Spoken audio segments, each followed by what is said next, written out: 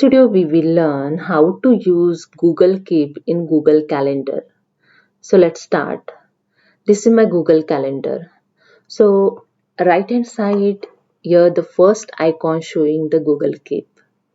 Just click on this icon and here you see the all Google Keep notes is showing here. Okay. So here you can check your notes, you can edit your notes and you can add your notes in Google Keep. Okay, just click on the add here, take a note. So you can add accordingly and just click on this three dot. You can delete it and you archive it. Okay, so if you want to pin any note, just click on the pin note.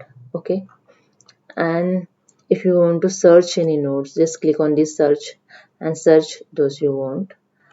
And if you want to open in new tab this Google Keep, just click on it and the Google Keeps is open in different tab in browser.